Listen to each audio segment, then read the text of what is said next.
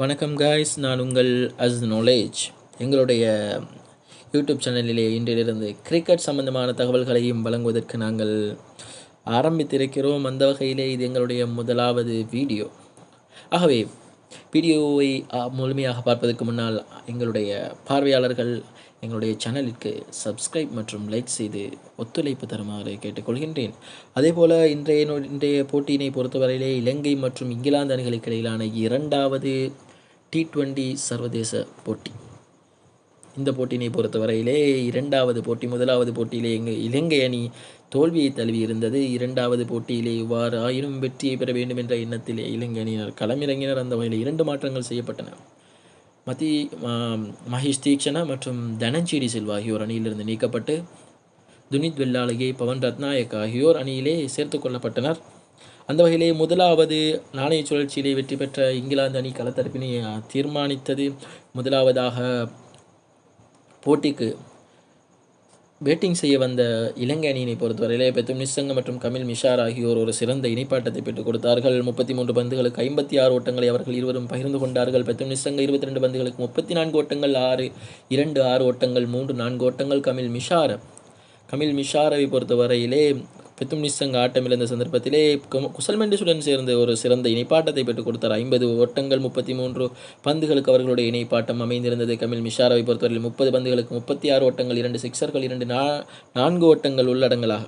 அதற்கு பின்னால் அவர் ஆட்டமிழக்க பவன் ரத்நாயக்க குசல் மெண்டிஸுடன் சேர்ந்து கொண்டார். பவன் ரத்நாயக்க பொறுத்தவரையிலே இன்றைய போட்டியின் மூலம் உலக கிண்ணத்துக்கான வாய்ப்பினை அவர் தக்க வைத்துக் கொண்டார் என்று நினைக்கிறேன். 22 பந்துகளுக்கு 40 ஓட்டங்கள், 6 ஓட்டம், 4 ஓட்டங்கள். அதற்கு பின்னால் குசல் மெண்டிஸ் ஆட்டமிழக்க தசுன் சானக் அணித்தலைவர் வந்தார். அவரை பொறுத்தவரையில் 6 பந்துகளுக்கு ஒரே ஒரு ஓட்டத்தை பெற்று ஆட்டமிழந்தார். சரிச்சல் சிலங்கா அதற்கு பின்னர் 22 பந்துகளுக்கு 28 ஓட்டங்களை பெற இலங்கை அணி 20 ஓவர்கள் முடிவிற்கு 5 விக்கெட்டுகளை இழந்து 189 ஓட்டங்களை பெற்றது. பந்து வீச்சிலே பொறுத்தவரையிலே ஜெஃப்ரா ஆர்ச்சரை பொறுத்தவரையிலே 4 ஓவர்களுக்கு 42 ஓட்டங்களை விட்டுக் கொடுத்து 2 விக்கெட்டுகளை வீழ்த்தியிருந்தார். அதே போல லைம் டவுசன் 1 விக்கெட், அதே போன்று ஆதில் ரஷீத் மற்றும் வில் ஜாக்ஸ் ஆகியோர் தலா 1 விக்கெட்டுகளை பெற்றுக்கொண்டனர்.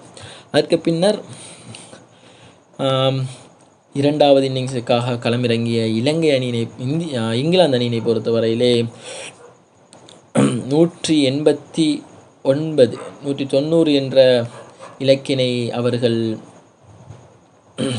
துரத்துவதற்காக அவர்களுடைய இரண்டாவது இன்னிங்ஸை ஆரம்பித்தார்கள். ஆனால் அவர்களுடைய ஆரம்பம் சற்று தடமாற்றமாக இருந்தாலும் கூட பின்னர் அவர்கள் சுதாகரித்து கொண்டு போட்டியை ஆரம்பித்தார்கள்.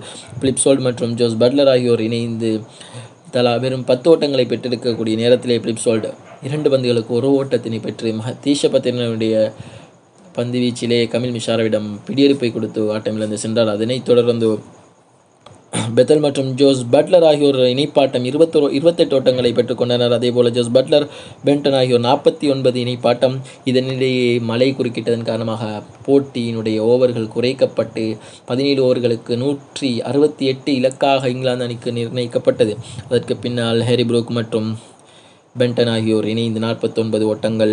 பென்டன் மற்றும் சாம் கரன் கடைசியாக போட்டியை முடித்து வைத்தார்கள். 43 ஓட்டங்கள் இணைப்பாட்டமாக பெற்றார்கள். இங்கிலாந்து அணி சார்பாக பிலிப்சோல்ட் 1 ஓட்டம், ஜோஸ் பட்லர் 39 ஓட்டம், 29 பந்துகளுக்கு 4 ஓட்டங்கள் உள்ளங்களாக.